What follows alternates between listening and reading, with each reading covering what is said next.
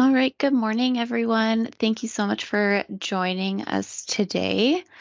Um, today we're going to take some time to discuss the most recent upgrades to the Retrofit program.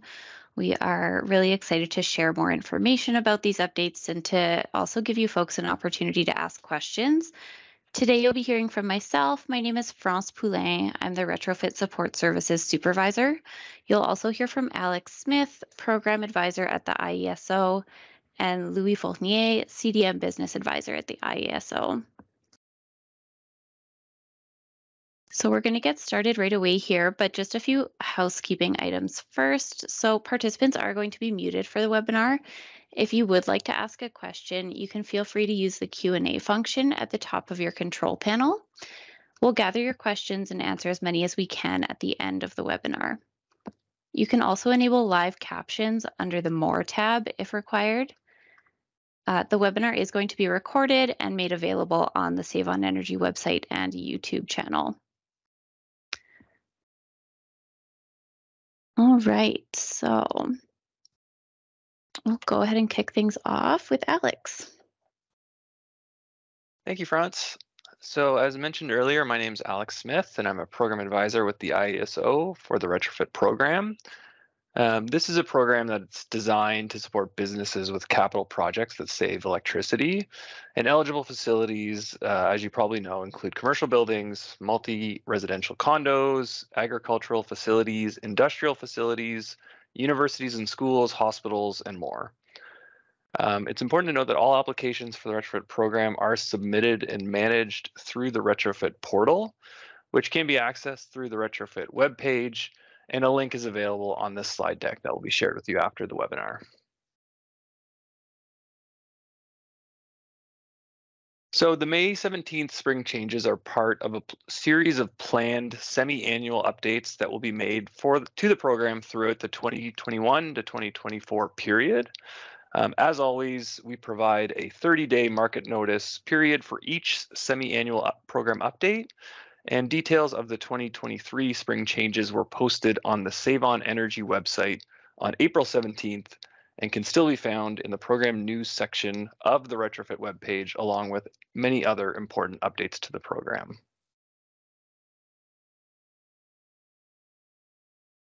So today we're going to spend some time reviewing the spring 2023 changes, including the introduction of the custom stream, the removal of the incentive cap limit, the updated incentive calculations for network lighting controls, the introduction of a new measure for greenhouses, and finally we'll touch on some of the updates to the Retrofit portal itself.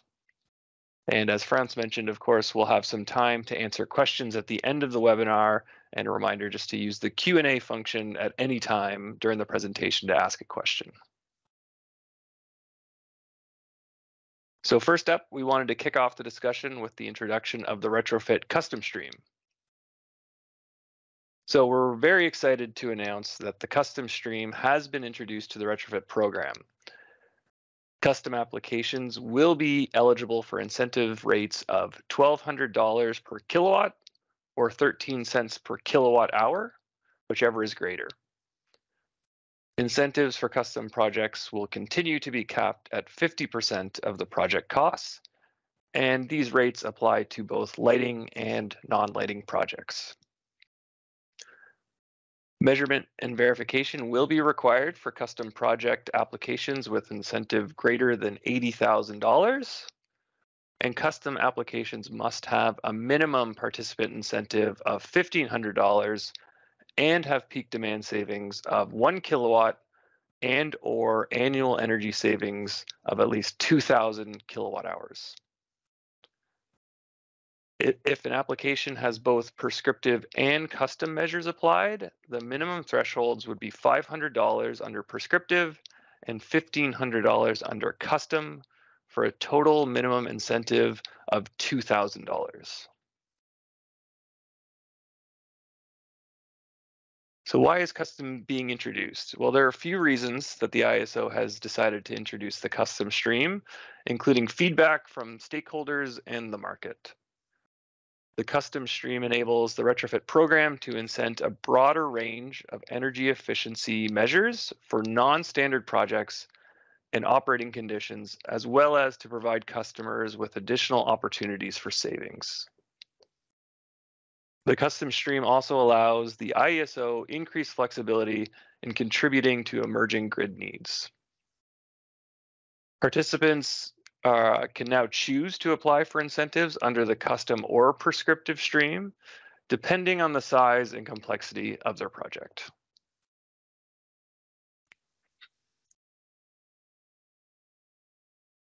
So one thing to note is that custom and prescriptive incentives for most lighting measures will only be available for a limited time. The ISO is planning to introduce a new midstream lighting incentive program in Q4 of 2023 that will provide incentives to lighting distributors through a point of sale discount rather than to end use customers directly.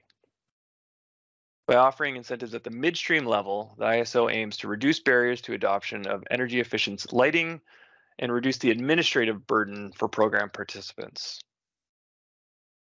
When the new midstream lighting program is launched later this year, most lighting measures under both the custom and prescriptive stream will no longer be eligible to receive incentives through the retrofit program. If you apply for a lighting retrofit while there are incentives still available for those measures, your project and incentive will not be impacted by this change.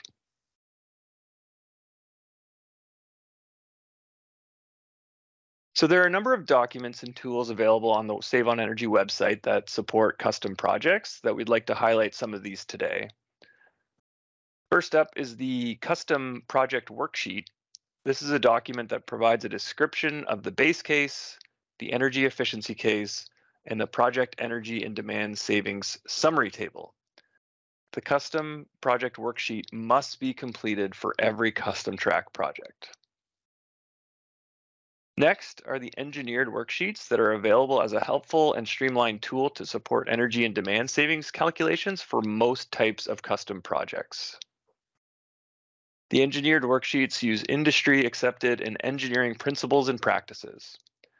Currently, there are engineered worksheets for lighting, horticultural lighting, compressed air, lighting controls, unitary AC, VSD compressed air, VSD fans, and VSD pumps. To support the engineered worksheets is a technical user guide that will assist in the completion of the engineered worksheets and are a resource for completing those engineered worksheets. Finally, the M&V procedures outlines the existing case and the energy efficiency case measurement requirements for larger projects. That is projects over greater than $80,000. I will now hand the presentation over to my colleague Louis to walk you through the M&V thresholds. Over to you, Louis. Good morning, everybody, and thank you, Alex. For the custom measurement verification thresholds, there are three levels. Below $10,000 of incentive, between $10,000 and $80,000 incentive, and over $80,000. Each one has a different requirement that gets more complex as the dollar value increase. So I will cover this in the next slide, please. For the less than $10,000, that's the just a simple custom worksheet will be used if so selected. But you have the option of using engineering worksheet as well, or your own calculation to satisfy this. But only the custom worksheet is required, and a simple calculation then be entered in the worksheet with a description of the before and after the project is complete. Next. For project greater, I think we skipped one there, between 10,000 and 80,000, yes. For project resulting greater than 10,000 but less than 80,000, the custom worksheet summary has to be used from other calculation, engineer calculations. So the engineer calculation can be your own, or can be drawn in with the engineering worksheet that we provide on the Retrofit website. Next, for over $80,000 of incentive, the custom worksheet showing an estimated saving has to be used again. And you have several steps that needs to be done here. You will need an MNV plan. You can use the template provided in the MNV procedure document supplied on the Retrofit website, or come out with your own. You need to provide an estimate of the demand and energy savings from the baseline. You need to proceed with installation once the application is approved and not before, because if the MNV is not accepted, you may need to change how you're metering your equipment. Then you'll need to execute the MNV activities as per the MNV plan, get all the data, the before and after, and then prepare your MNV saving report with the post-approval submission. And that's when you will it will be reviewed and paid at that point. Next. So there's a comparison sheet that has been prepared, and then we'll see this later. But here's a quick summary of all the things that we've already discussed regarding the custom stream. So there's an incentive of $1,200 per kilowatt or 13 cents per kilowatt hour, applicable to both lighting and non-lighting. There's a minimum application values that is required. So you need a minimum of $1,500 and have at least 1 kilowatt and 2,000 kilowatt hours of saving in a first annual year. The MNV threshold is at $80,000. You don't need an MNV before this value. You can always provide if you want, but it's not required. The definition of demand saving is calculated with the hourly average summer peak demand between June 1st and August 31st between 1 and 7 p.m. The QA/QC will be required in some case for pre or post approval, but whenever the $20,000 threshold of incentive, there will be some form of QA/QC that can be asked, either a site visit, photos, or others. There are some available engineering worksheets, the combined lighting, horticultural lighting, compressed air, lighting controls, unitary AC, VSD compressed air, VSD fan, and VSD pump that will be used. Now I will return this to Alex to continue. Thank you. Thank you, Louis. So next up, we'd like to highlight is the removal of the incentive cap on retrofit projects. So the former incentive cap of $1 million has been removed from the retrofit program. This will enable larger projects that deliver significant savings to be incented through the program. Incentives will still be capped at 50% of the eligible project costs, and those eligible costs include the cost of the equipment and labor required for installation, as well as the cost to dispose of or decommission the replaced equipment. You can find more details on eligible costs in the program requirements document that is on the Retrofit website. So in addition to the changes we've discussed, the incentive calculation for network lighting controls has also been updated. The new incentive rate will be 35 cents per kilowatt hour of the estimated kilowatt hour savings of a network lighting control project. Previously, the incentive calculation for network lighting controls was 15 cents per square foot of controlled space. This change was made in order to more accurately capture the savings provided by network lighting controls and will result in an increased incentive for most projects. So also included in the spring 2023 changes is a new program stream and prescriptive measure specific for greenhouses. And in this stream, participants will find common measures used by the sector.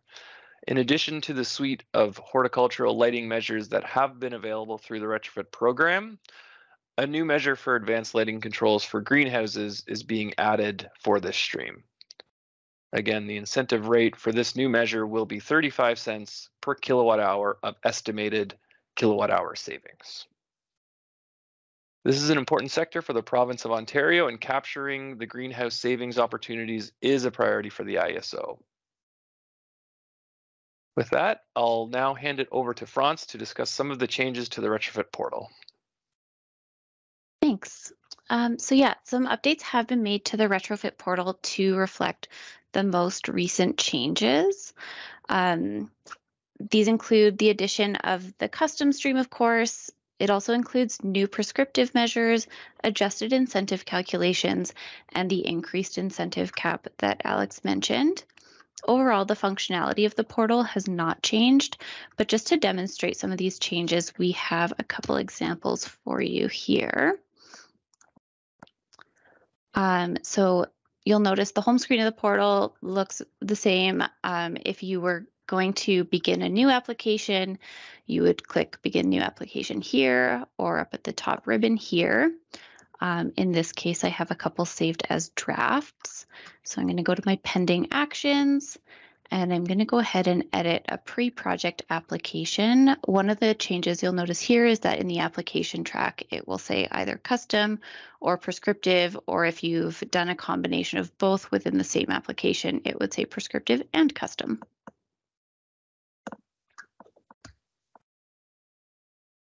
So overall, the application form looks virtually the same. You'll have to enter the project details, including the name of the project and the project description. If you are doing a custom application, and really with prescriptive too, the more detail you're able to provide, the better. It just makes it easier on the reviewer assigned to your application. The next section is the applicant details. This is where you'll put the address where the incentive will be mailed to. So it's important to put the correct mailing address there to make sure that you get your check. If you do have an applicant representative, their details will show up here. And then under Manage Facilities, this is where you will add any facilities where the project is actually taking place. So I've already added one here, so I'm going to go ahead and click on Edit.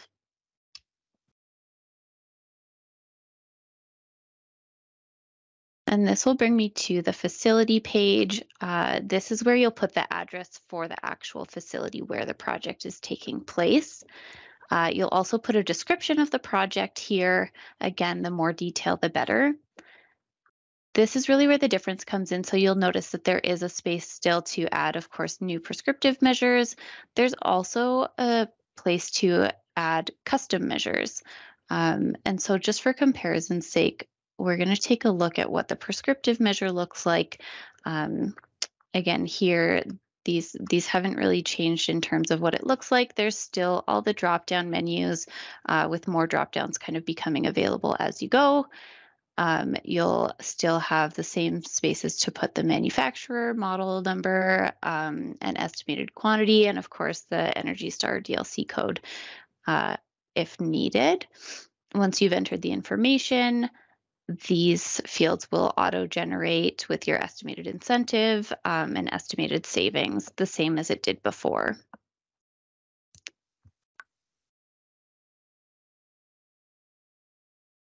If you take a look at the custom measures, this is where you'll notice a difference. Rather than having drop-down menus for all of the fields here, you'll be able to enter just in the blank field text field, the custom measure name. And so again, the more detail you're able to provide here, the easier it will be for the reviewer to understand your project and know what your application is all about. You'll have the custom measured name here, the manufacturer and model number are also text fields. And then for the end use, there is a drop down, but of course it's more general options here. And then once you choose an end use, there will also be a subcategory drop down available. If you scroll down a little bit, this is where you'll enter your consumption and demand information, as well as the installation and equipment costs. Once you've entered those, the estimated peak demand savings and the estimated calculated incentive amount will auto-populate here.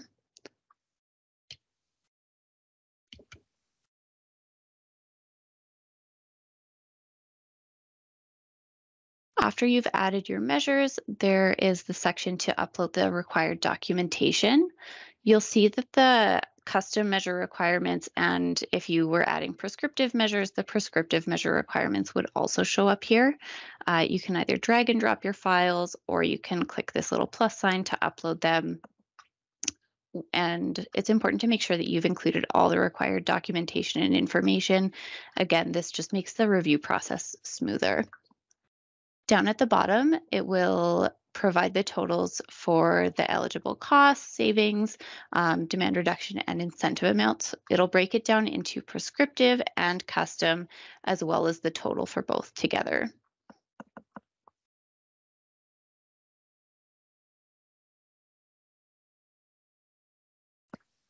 The rest of the application is essentially the same as it has been before. If you have any additional details or comments that you want to add about your application, you can put those here in the comment box. If you're an applicant, you'll go ahead and proceed to the submission page where you'll accept the participant agreement and submit the application for review. If you are an applicant representative, it would be the same as before, where you'll need to submit the application to your applicant in order for them to review and confirm the information, and then they will be able to go ahead and submit the application for review.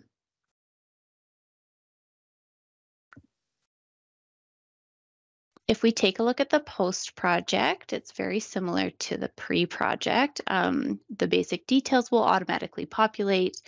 You'll have an opportunity here to update the mailing address if you need to for the incentive check. The applicant representative details will appear here.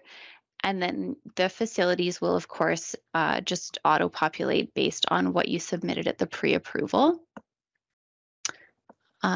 If you go into the facilities, you'll be able to update the measures based on what the final costs and final information is for the project. For the prescriptive measure, you can update any of the information here if needed. Of course, if there are any changes to your project, we do always recommend that you speak with your Save on Energy representative just to make sure that the changes, if there are any, will not impact your eligibility or incentive amount, or if they do, that you'll be aware of those impacts.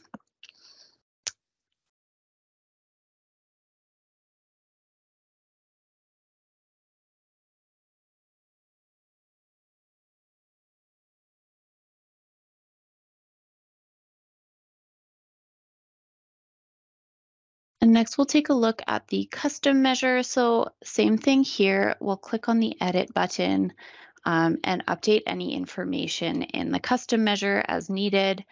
Again, you'll notice more just text fields rather than drop-down menus here, and there will be a little bit more information required for custom measures. And again, the installation costs and the equipment costs, the actual costs will be required for here. It's important to note that when you're submitting the post project, your entire application, all of the measures included in the application need to be completed, and you'll need to upload the information for both before you can submit. Otherwise, it won't be able to be reviewed. The application, the post-project submission will need to be reviewed as a whole once all of the measures have been installed and completed. And again, here, this is where you'll upload the post-project documentation. There's a list here. There will also be an updated pre- and post-project application checklist on the Retrofit website that lists the requirements for those as well. And again, down at the bottom, it will have the actual calculation results. So you'll see the estimated, which was submitted at your pre-approval, and then above it will show the actuals.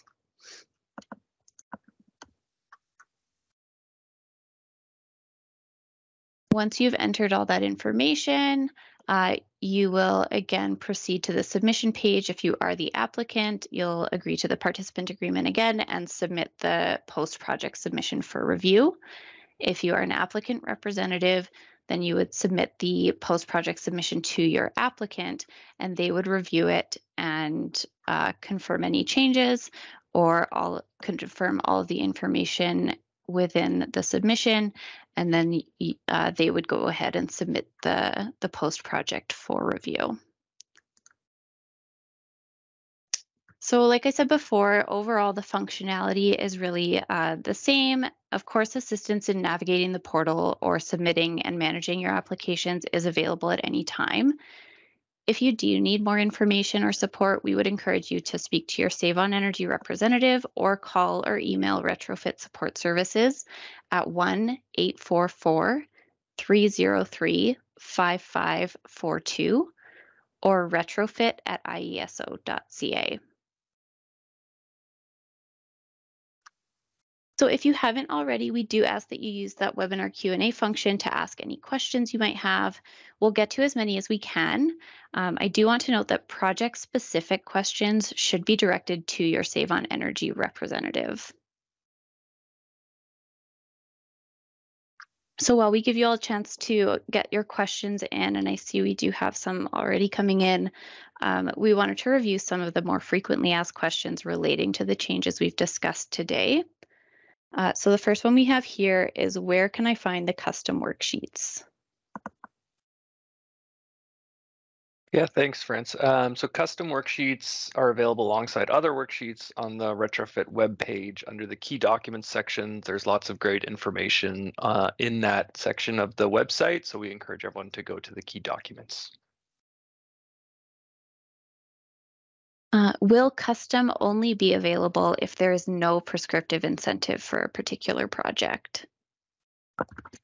Yeah, this is a question we've been getting a lot. So for newer applications submitted after May 17th, applicants can choose their preferred stream for their project.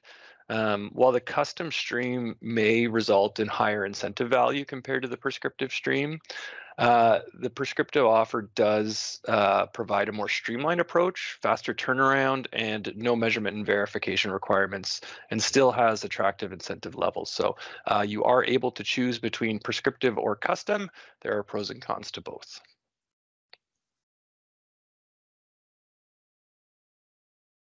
Can the custom track be used with emergency replacement?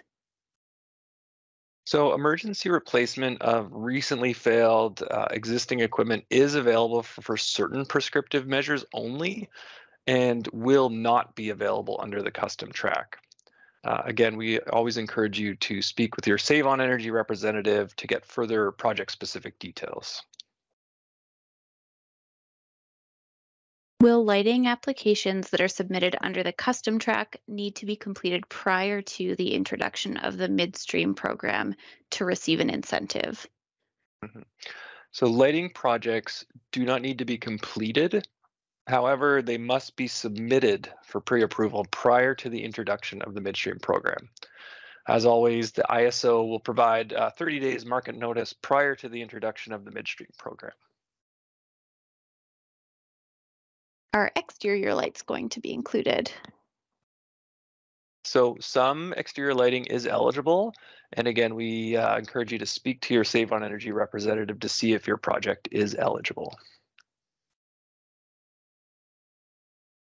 Is new construction eligible for the custom stream?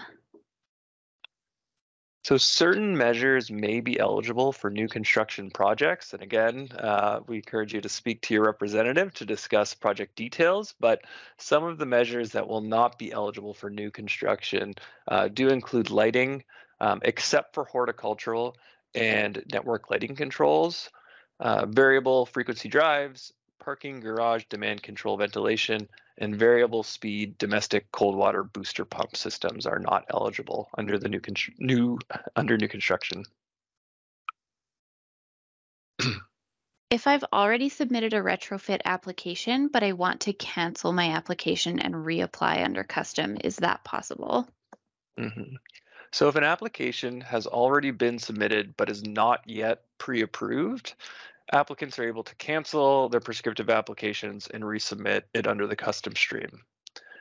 If an application has been pre-approved, applicants cannot cancel it to reapply under the custom stream.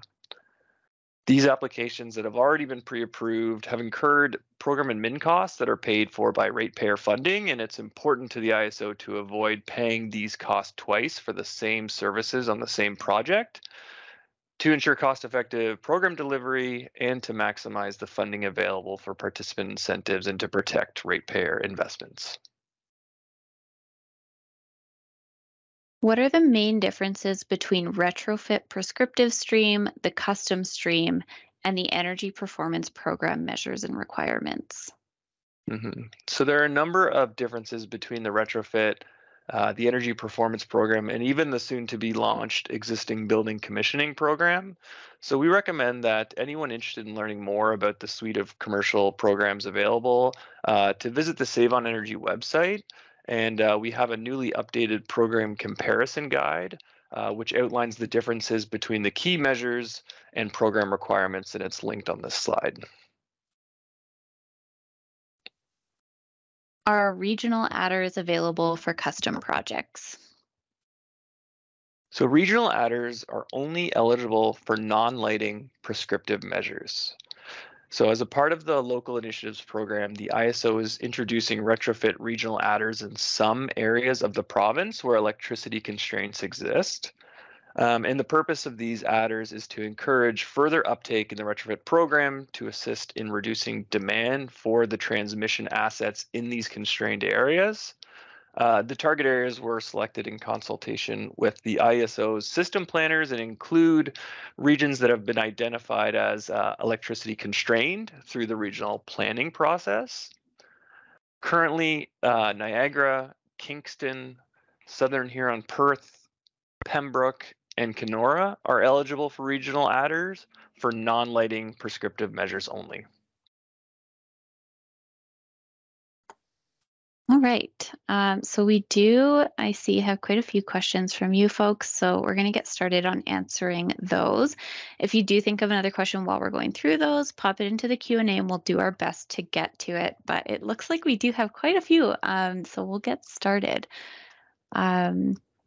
So the first question here is, will I require an M&V plan if my custom application consists of multiple custom measures that are individually less than $80,000 in incentives, but the combined total is greater than $80,000? Yes, so M&V is based on the total application incentive level. And if it's over 80,000, an M&V plan would be required. Okay.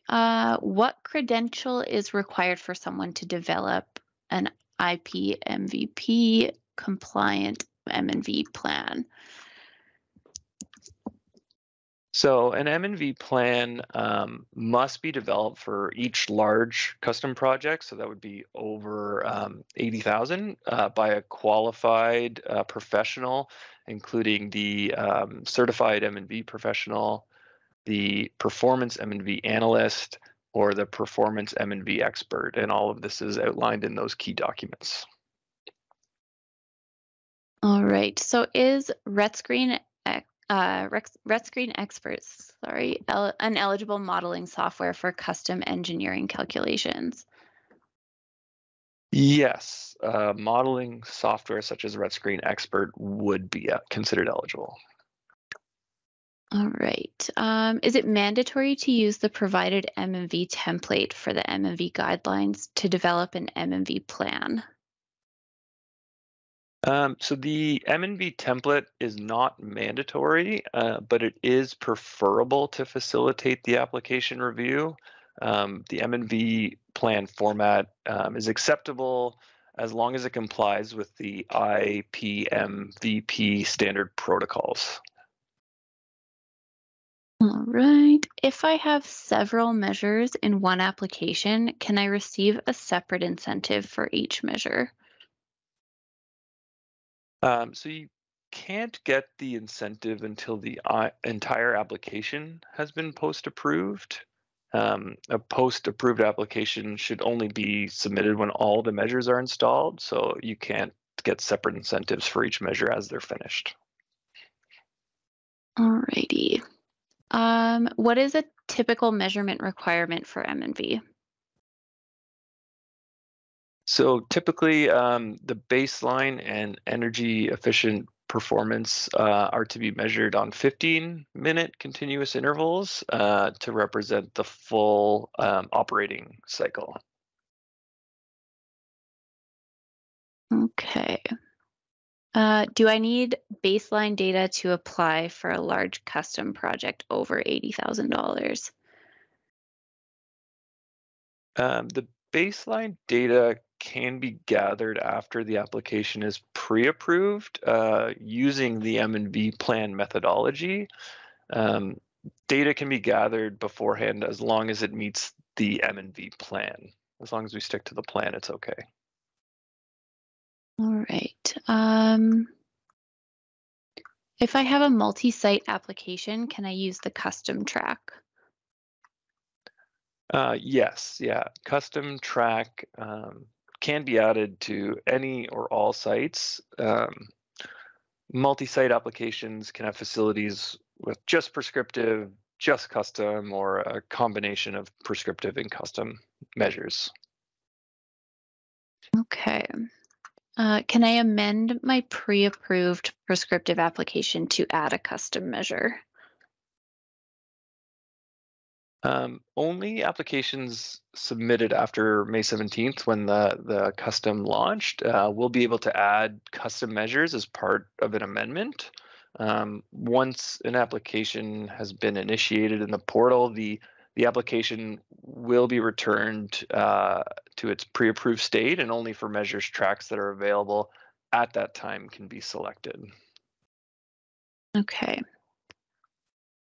Will an application ever be subject to QA/QC review during the pre-approval stage? Yes, an application could be subject to QA/QC during the pre-approved stage to verify existing equipment. Okay. And can IP MVP option A be used for custom projects over $80,000 in incentive amount? No, the M&V guidelines, depending on the type of retrofit project, only IPMVP options B, C, or D should be used. Okay. And I have a project that has a mix of measures. Some measures would have higher energy savings, while others may result in higher demand savings. Well, the custom program changes states that an increased incentive rate will be available for $1,200 per kilowatt or 13 cents per kilowatt hour, whichever is greater. Can you please clarify and advise how should I calculate these incentives? So incentives are calculated at the measure level using the rates mentioned in the question. Once you enter the savings into the portal will automatically calculate and apply the higher of the incentive rates. So it should be automatic. Awesome. Okay, so let's take a look. There are quite a few more questions here. So customers have until December 2025 to complete projects. However, the requirement doc says that after pre-approval, you have 6 months to complete. Is there another stage to submit the application before pre-approval? If your project is going to take longer than 6 months, we recommend that you reach out to your Save on Energy rep to just discuss options with them and to give them a heads up. So as long as you're finished by 2025, that's the more important date. Okay. Can you clarify the midstream program? Do we just get a discount in buying the lighting from the beginning? Right. So the midstream program will be implemented on the basis that the incentive be provided to the lighting distributor through a point of sale discount rather than to the end use customer. So during the purchase of the light, the discount would automatically be passed on to the customer. So essentially, no paperwork is required. We don't need to get pre-approvals before you start the project and post approvals after you've finished. It will be just applied right at the point of sale. All right. What is VSD? VSD compressed air, VSD fan, VSD pump? Right. Yes. VSD refers to variable speed drive. Apologies about that. That's a device that customizes the speed of a normally fixed speed motor. Um, if there was a draft application saved before the start of a project which couldn't qualify under a previous program and is now eligible under the custom track, can we still apply even if the project is in progress? So if there is an existing draft application, you can choose to cancel the application and reapply under the custom track if that better fits your project. And in some instances, the old application can be used for some form of proof of intent if needed. But again, it is pretty project specific in those instances. And again, your Save on Energy representative would be the best person to talk to about any project specific details. Okay. What is the difference between the engineering own calculation expectation for the $10,000 to $80,000 versus the own calculation expectation for the less than $10,000 projects? So for that middle tier, we do recommend you use engineering worksheets. They're pre-qualified methodology and follow good engineering practices, but in some instances, those might not either be available for your project specifically, or some of the assumptions need to be modified to suit your current practices for your facility. The own calculation is really you have to develop and use good engineering practices, and it's if you do have specialty equipment, that's really when your own calculations are required. So it really is project specific, but if an engineered worksheet is available, it is our recommendation to use that approach. All right. And when you mentioned the custom and prescriptive streams, you added the minimum incentives together. Can you please expand on that a bit more? Yeah, sure. Good point. So for an application that would include a combination, so it would have some prescriptive and some custom measures, the minimum thresholds would be applied for each stream individually. And that would be, $500 minimum for the prescriptive measures that are being applied for, and $1,500 under the custom in order to be eligible. And so, therefore, if an application has both, you have to meet those two minimum thresholds, which would kind of sum together for a total minimum of $2,000. If you just have a single type of measure, only the minimum threshold for that measure type would apply. Okay. And I see someone's asked if they can get a copy of this presentation. The slide deck and the recording of the presentation will both be made available on the retrofit page. So anyone who's attended will receive an email once that is made available. The next question we have here is, if we have an existing pre-project approved prescriptive application, can we convert the application to the custom track if it's beneficial for us to do so? Right. We touched on this in the FAQ section, so maybe this question came in before that.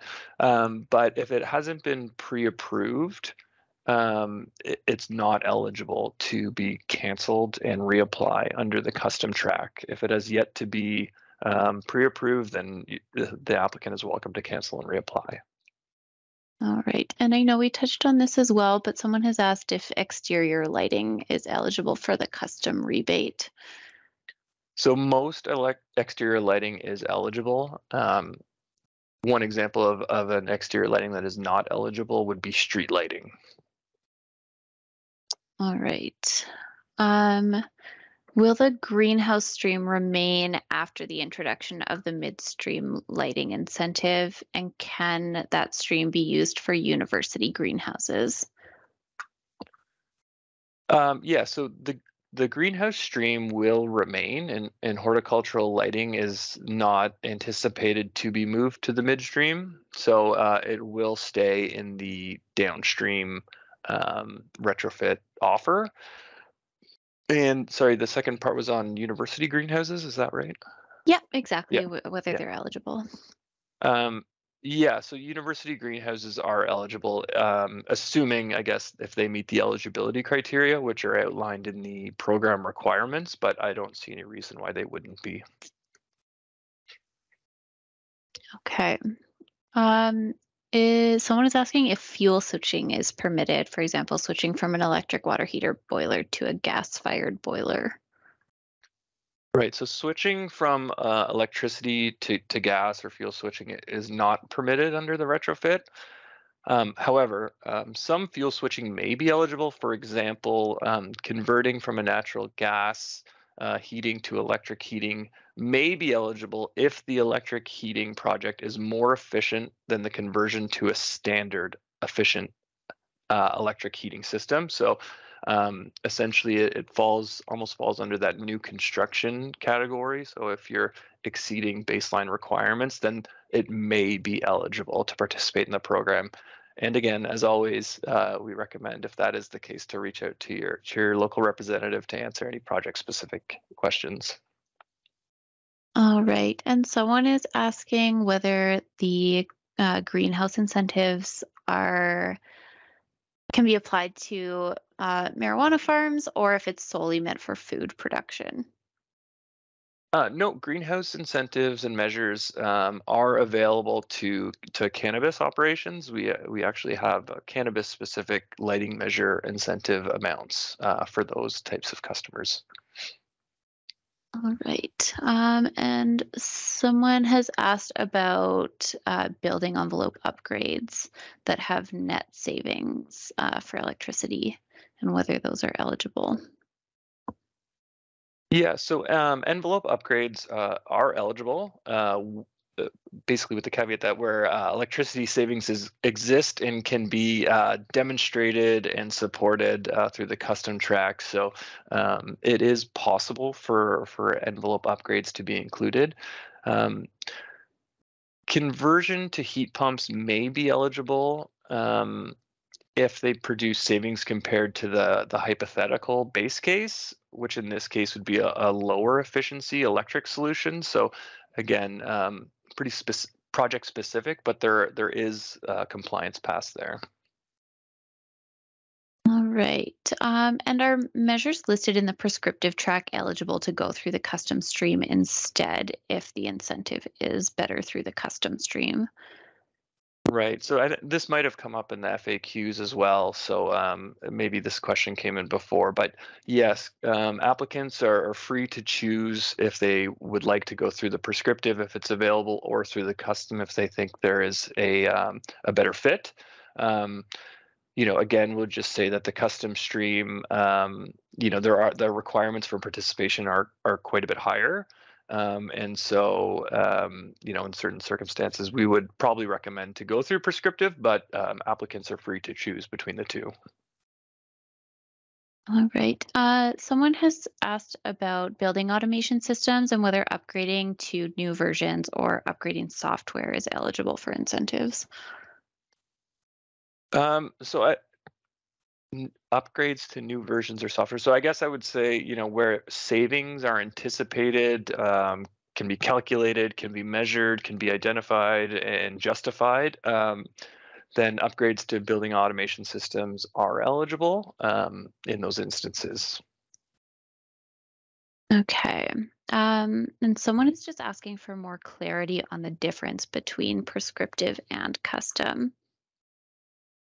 Right, yeah. So a lot of nuance between prescriptive and custom, and part of the reason we identified that is we created the comparison guide that was linked in one of the last slides of the presentation.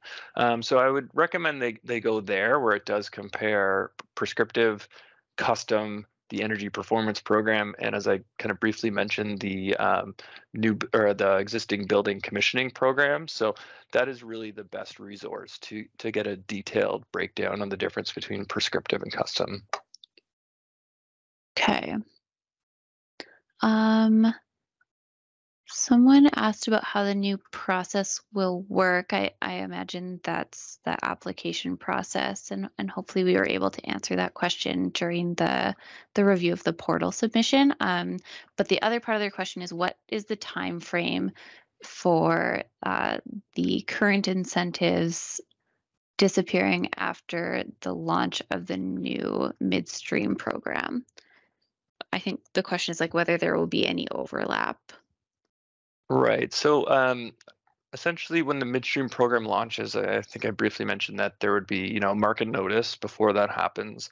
When it launches, the measures that are moving to that midstream program offering will no longer be eligible under retrofit. And so after the launch of midstream, those measures that are move over will not be eligible. All right. Can an energy efficiency measure be submitted as both a custom and prescriptive measure if the equipment used qualifies for both categories? Sorry, can you repeat that one, Franz? Yeah, so I think they're asking whether they can get both custom and prescriptive incentives for the same measure if the equipment qualifies for both. You can only get an incentive for one stream. I guess you can't get both, if I understand the question correctly. Yeah, and I guess that would be considered kind of double dipping. So each measure is only able to qualify for one incentive once.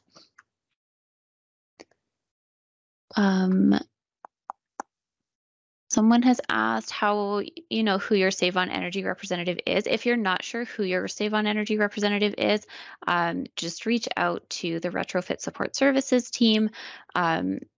You can email them at retrofit@ieso.ca and provide the postal code or the address of where the facility is, where the project is taking place, and they'll be able to give you the contact information for the correct team. Someone has asked how to apply to be an applicant representative. And for that, you don't actually, there's no formal application process. If you are working as a contractor and your client is going to be applying for retrofit incentives, you can assist them with the portal submission and all that stuff, but there's no, you don't have to be like approved to be an applicant representative through the program or anything like that.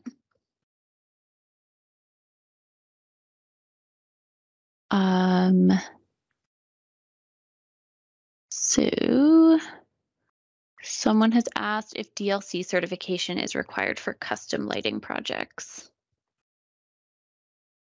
Yes, DLC certification is required. All right.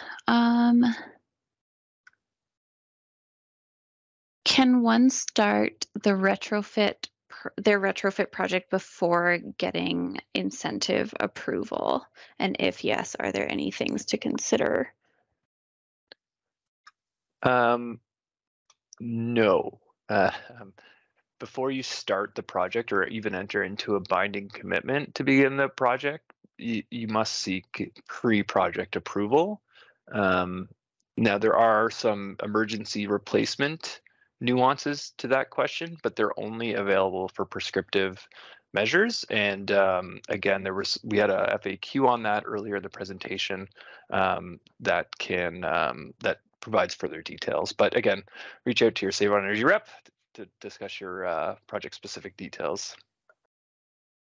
All right, and someone has just asked if we can repeat the cap for applications that include both prescriptive and custom measures. So there is no cap for measures.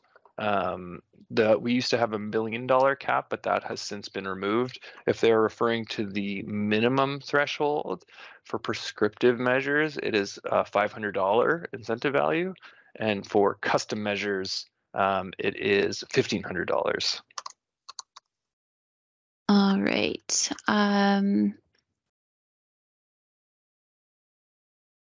Next question here are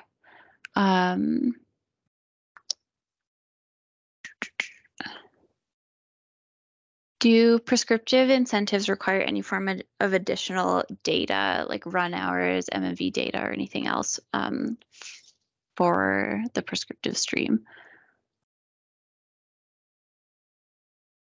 Sorry, can you repeat that one more time? Yeah. So, what are the where'd it go? Do prescriptive incentives require any form of additional data, like run hours or M&V data for the prescriptive stream? No, prescriptive measures do not require any metering or M&V requirements. So prescriptive is essentially a menu item, and you can pick and choose that which works best, and no requirements are needed. All right. If I have an outstanding application that was not submitted, can I still submit it under the new custom track, even if the project is in construction? And I think we've already answered this one. But if an application has already, or if a project rather has already started, or any kind of binding agreement has been entered into, it would not be eligible for incentives through the retrofit program. The next question, could projects making use of the technology or products for the cleaning of HVAC coils resulting in energy savings qualify for custom incentives? So again, for this, as long as the savings can be justified, calculated, and follow engineering best practices, a project like that may be eligible, to participate in custom. Okay.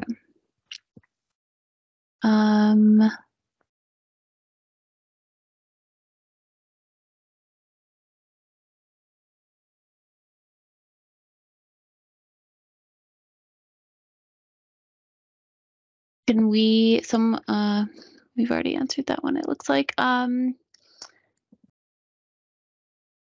Someone has asked whether there's a custom worksheet available for building management systems or energy management systems. The question was on custom worksheets. Yeah, whether there's one specifically for energy management systems or building management systems. No, there is not currently an engineering worksheet specific for building management or automation systems. Okay.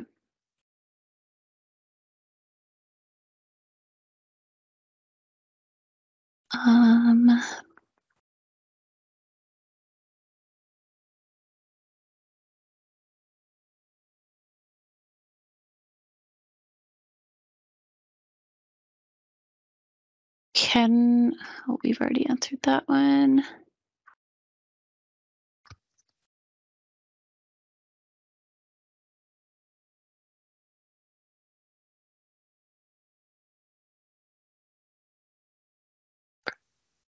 I've got a question here. Can you clarify, I see this one, on average summer peak demand savings are calculated? It's a relatively detailed way we do that, but we do have an EM&V protocol document that is on our website.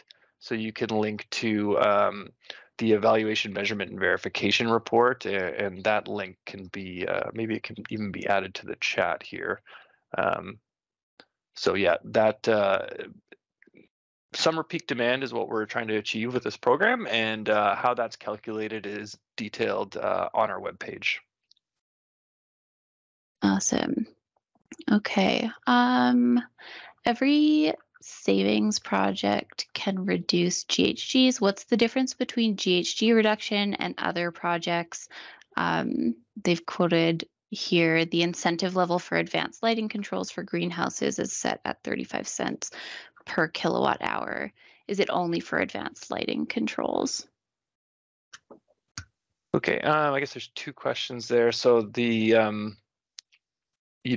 reducing GHG, I'm not sure I fully understand that question, but we're our program is focused on energy savings, and that's how we're incentivizing it. So maybe the question asker can clarify that point. Regarding their second question, regarding advanced lighting controls, they also can may control other facility end uses, but they are expected to control lighting as well. And there are some minimum requirements that DLC sets out that must be met in order to be eligible for this measure. Off the top of my head, there's things like occupancy sensor, daylight harvesting, scheduling, and again, there's more details on that on the worksheet in our key documents section. Can an energy efficiency measure be submitted as both a oh, we've already done that one, I think. Yeah, so we already did that one. Someone has asked whether exterior and sports lighting rebates are eligible. Yeah, so I mean, yes, in theory they are eligible, but again, project specific, best to reach out to your own rep, but it's likely that these projects would be eligible. All right. Can a municipality submit multiple applications for multiple buildings? For example, one application for an administrative office building and a second application for a public works building? Yes, you can submit multiple applications for multiple buildings, but there is the multi-site application process that might meet your needs better and reduce, some paperwork for you. So you can essentially bundle all of your facilities into one application. The thing about multi-site is all the buildings need to be completed and post-approved before the incentive is paid. So something to note there. But again, speak to your local Save on Energy rep to discuss those specifics with you. All right. Can I use this program for HVAC projects? Yes, there are currently, measures under prescriptive track that are specific to HVAC retrofits, or you may, choose to apply under the custom track should you feel it better fits your project, or if the prescriptive measure tiers don't fit with the retrofit equipment being installed. So yes, lots of opportunity for HVAC projects under both the prescriptive and custom stream. Okay.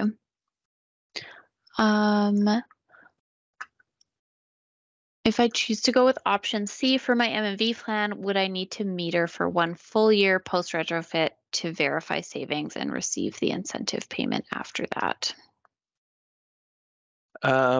Again, this sounds pretty project specific, and I don't know enough about the question, but I just recommend you reach out to your Save on Energy representative to discuss any M&V related specific questions. Okay. And someone has asked, will all lighting incentives be dropped in Q4 once midstream occurs? When will the ISO stop accepting new applications? Mm-hmm. Yeah, so technically not all lighting incentives will be moved to midstream. Those that do will no longer be eligible for new applications under retrofit at that time. For example, we spoke an earlier question about horticultural lighting, that the intention is to remain in Retrofit Program. So there are some instances where they won't move to the midstream and they'll continue to be eligible in retrofit. But the list and exact list of what that is still being finalized. But again, there'll be at least 30 days market notice before that change occurs. All right. If a retrofit was completed 4 or more years ago and they received a rebate, can a new project with updated LED fixtures with controls qualify for a rebate? It is possible in the instance of the controls. That seems like it would technically be eligible. Again, for these kind of specific instances, working with your local representative would be the best course of action. Okay.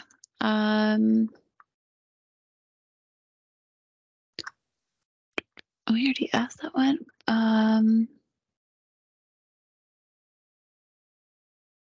Does the existing base case lighting still have to have greater energy consumption than the retrofit measures? Existing base case lighting, yeah. So for custom, I guess the short answer would be yes. For under the prescriptive track, the base case is assumed as part of the measure offering, and for that streamlined approach. So confirming the base case isn't always required under a prescriptive track. All right, and I do notice that some people have their hands up. Just a reminder, for questions, please just use the Q&A function. You should see a Q&A icon at the top of your screen. If you click on that, you'll be able to submit your question through there.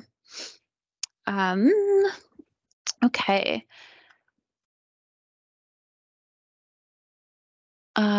Is there a custom approach for decarbonization or electrification projects which often result in a net higher use of electricity? Yeah, I think we touched on this a bit earlier. Essentially, yes, electrification, decarbonization projects would need to achieve energy savings compared to a hypothetical base case in order to be eligible. So we're not incentivizing the switch itself, but for that incremental energy efficiency savings that might go above the hypothetical base case. Okay.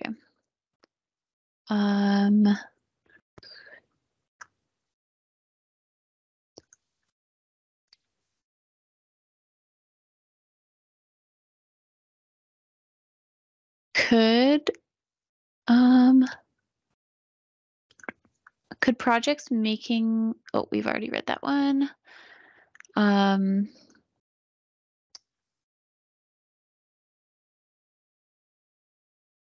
If a custom lighting application includes measures that have a prescriptive incentive available, will we be forced to move those measures to the prescriptive track? Sorry, I guess the short answer is no. Okay.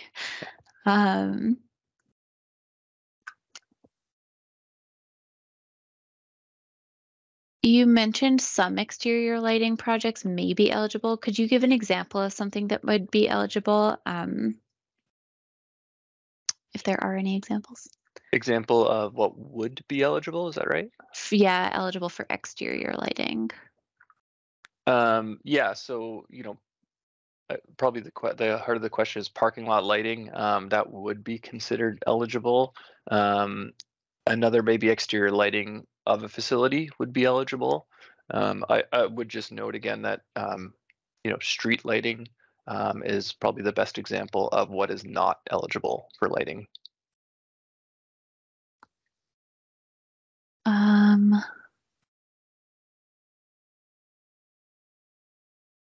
Our company has over 20 buildings. Is the $80,000 incentive, does it apply to the total of the incentives under these properties? Sorry, each site would have to meet the minimum incentive thresholds. So Yeah, each facility would have to meet the minimum requirements. Oh, sorry, the question was on the thresholds for M&V, is that right? Um, I think so. That's my understanding. Yeah, it does mention the $80,000 threshold. So if the buildings are submitted under the same project application, then yes, yeah, that's right. Okay. Um,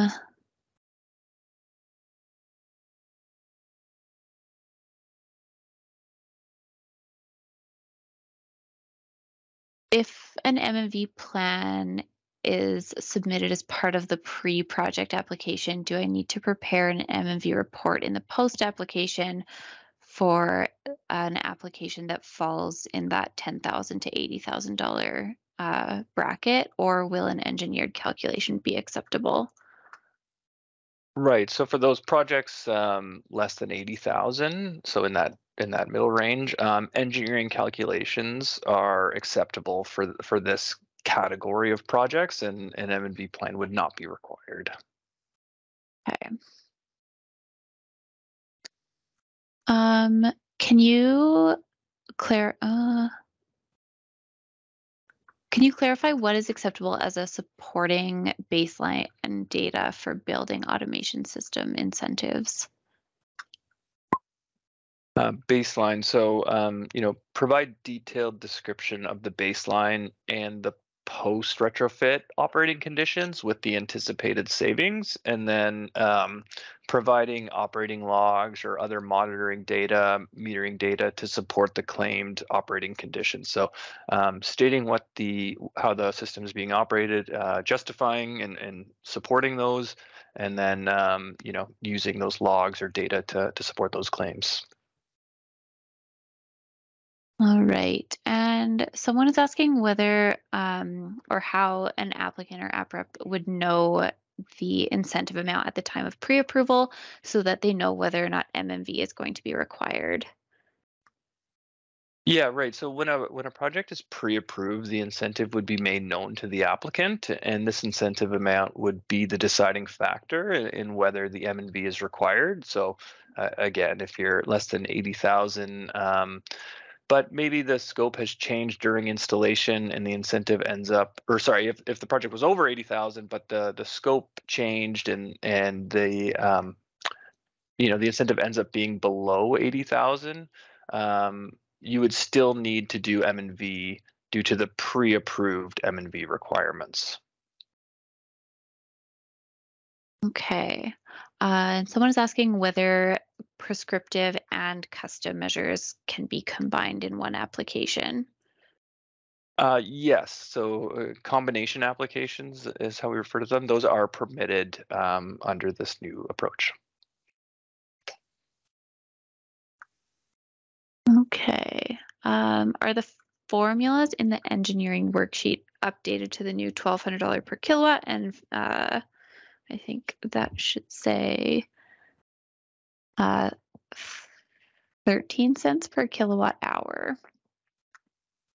Yeah, so the worksheets are up to date and have been posted to the website and do reflect these new values. I think maybe last week on Wednesday there might have been one or two that hadn't been updated by mistake, but those have all been fixed. All right. Will partially approved incentives be paid out? No, incentives will be paid to the applicant after all measures are installed and the post-project application has been approved. All right, and someone is asking about the midstream. So how will you prevent lighting distributors increasing the cost of their lighting products, knowing that they will now be receiving the rebate rather than the customer? Um, it's a great question. We will have contracts and agreements in place with any participating distributors, and there will be monitoring and feedback and controls in place to do our best to prevent this from happening. Okay. Another question about the midstream, whether midstream lighting incentives will only be available through specific vendors. Yes. So lighting distributors will need to enroll in the midstream program in order to receive the point of sale discount or incentive. So it will be specific lighting distributors, and those distributors will be engaged prior to the launch of midstream and enrolled in the program at that time. Okay. And someone has said here, you mentioned that when we enter the information on the portal, the incentive will calculate automatically. What if we want to know which track is the higher incentive? How do we calculate this? Yeah, that's a great question. There are prescriptive and custom worksheets available on the Save on Energy website under that key documents section, where we encourage applicants or applicant reps to, fill in those with the relevant information and see which incentive amount is higher. So all documents are available to determine that. Again, I will just reiterate that the approval timelines and paperwork are much more streamlined in the prescriptive track compared to the custom track, and so that should factor into your decision as well. Awesome. For the engineering worksheets, will a template be provided for all tiers? So the engineered worksheet really is just a single tier and can be used for any project below that 80,000 threshold. Um, So yeah, it's not specific to a specific tier, although I guess under 80,000 it would be required, or not required. It wouldn't be eligible over that 80,000 where an M&V plan is required. Okay. And someone's just asking for a reminder of where they can find the program comparison charts. Yeah, so we did provide the link in the webinar, sorry, in the deck. So when that is shared, you'll be able to click there, but you can find it on the About the Retrofit Program webpage of the Save on Energy website. And so, yes, you can just go to that resource, scroll down, it's towards the bottom of the page for reference. Alrighty.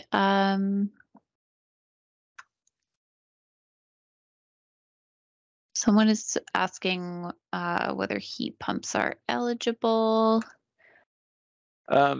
Yes, heat pumps are eligible in certain, depends on the application, I suppose. But again, reach out to your Save on Energy representative, either through the Retrofit Support Services or through your application to determine the eligibility. Okay.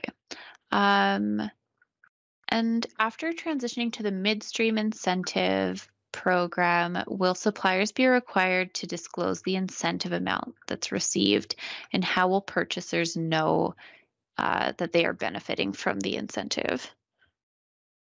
So the implementation details are still being finalized, but Save on Energy support will be identified and included on any invoice that's required or for a purchase from an enrolled distributor. Okay. I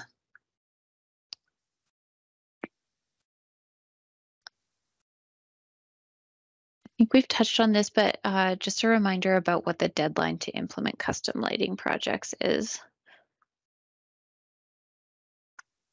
The deadline. So yes, this excuse me. The midstream program is expected to launch in Q4 of 2023 and a 30-day market notice before that. So we expect to be announcing those dates, sometime in the fall. And lighting applications will need to be submitted before the effective date of that change. So we don't have a deadline yet, but there will be market notice and an opportunity to get those applications in before midstream launches. Awesome. Are incentives available for upgrading RTUs to more efficient models? For example, staying on natural gas but using less? So rooftop units are eligible for, the electricity or peak demand savings, not the gas savings through our program. So essentially, the cooling portion of the rooftop unit would be incentivized through the retrofit program. Okay. In addition to AI program, in addition of AI programs, I think someone's asking whether or not building automation systems are eligible. Um, so for that one, probably just reach out to your Save on Energy representative. Yeah, I would agree. Thanks, Franz. Um,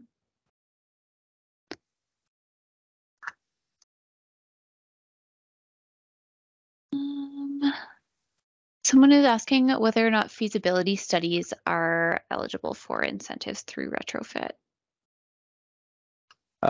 No, the retrofit program offers incentives only for, equipment replacements and not feasibility studies.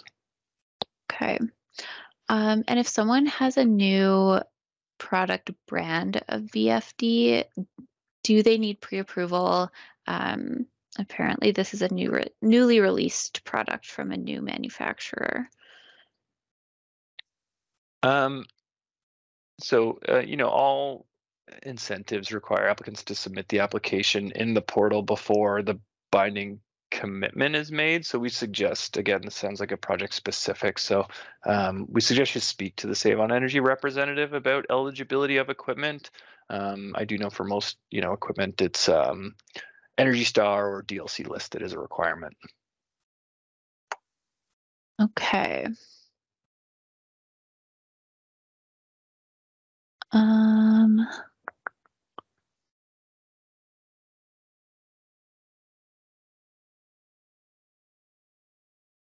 Does the rebate or program benefit differ from DLC premium products versus DLC standard products?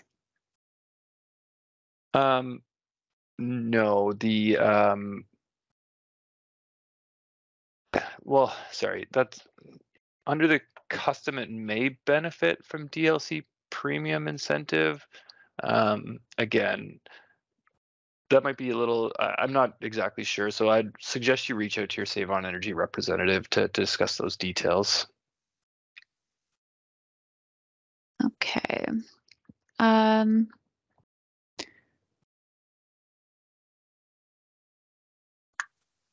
Looks like we have a couple more kind of project specific questions. So for those, again, just reach out to your Save on Energy representative. If you're not sure who that is, you can always reach out to the Retrofit Support Services team at retrofit@ieso.ca. Mm-hmm. Yeah, friends, I see a lot of questions about specific technologies or instances, and really under the custom track, it is a flexible offering that is meant to incentivize projects that can demonstrate electricity savings. So if your project can demonstrate that and meets the kind of program requirements that are set forward, chances are it'll be eligible under the retrofit custom stream. But again, your Save on Energy representative would be the best place to go to talk about project specific details. Thanks, Alex. So how do participants access the regional adders, and are there any programs or incentives available for other areas in the province where electricity constraints exist? Right. Yeah. So the participants or projects or buildings in eligible target areas. These are based on the what's called a forward sortation area, which is the first 3 digits of your postal code. They're all listed on the Save on Energy website.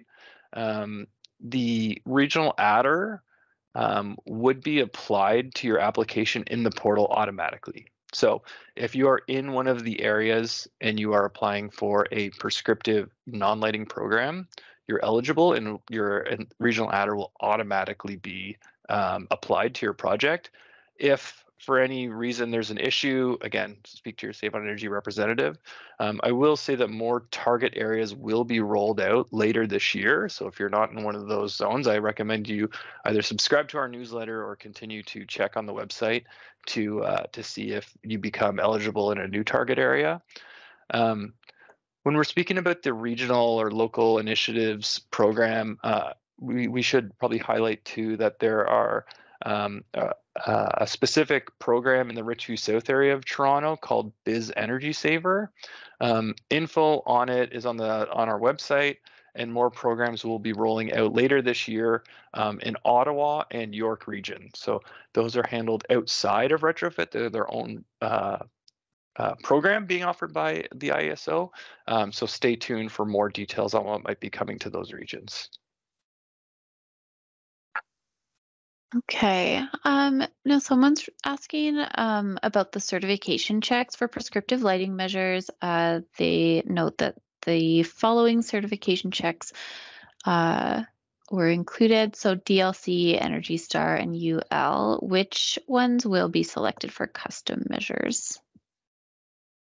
So custom can be used, I believe any of those are eligible for or can be approved under custom. I would say that usually only one approval is available per lighting model. So as long as it meets those, you should be okay. Right. And does ISO plan to offer any incentives based on GHG reductions rather than energy savings? At this time, Save on Energy programs are focused on energy and demand savings only. Okay. And someone is asking whether they could apply for several measures for pumps, for example, motors and VFDs. Not sure I fully understand the question, but the short answer would be yes. Several pumps, motors, VFDs are all eligible. All right. Could I apply to multiple sites in a single application to meet the minimum criteria? For example, 5 sites to meet the $500 threshold for the prescriptive stream. No, each individual site or facility has to meet the minimum threshold. So again, prescriptive 500 or custom 1500. Okay. And regarding payments, how long does it typically take for payments to reach applicants following the post-project approval? So incentives, we usually say take 8 to 12 weeks following that approval. In some instances, it may be sooner than that. Yeah, and I just want to clarify here that 8 to 12 weeks is following the approval of the incentive invoice, which is done after the post-project. So once you've completed the post-project submission and that's been reviewed and approved, you'll need to submit an incentive invoice through the portal. And then once that's approved, it can take 8 to 12 weeks.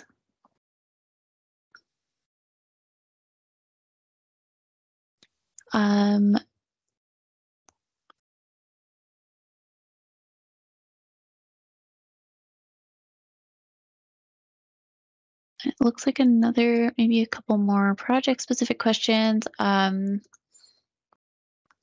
Someone has said that a contractor advised them that custom lighting projects must be implemented by September 30th of this year. Can you please provide clarification regarding deadlines? I know we touched on this, but. Yeah, I would just say that there is no firm date. So if someone is saying by September 30th, that's not technically correct at this time anyways. As we mentioned earlier, the anticipated launch is Q4 2023. So again, there will be market notice, but that date is not yet set.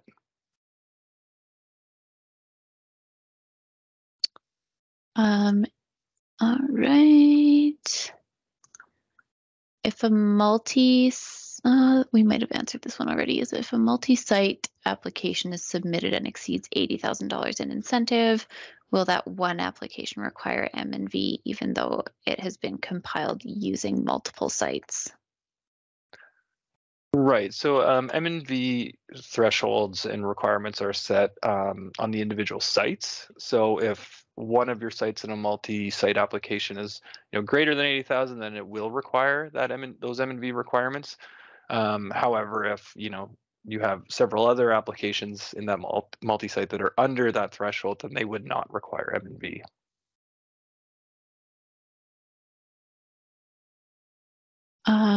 Okay.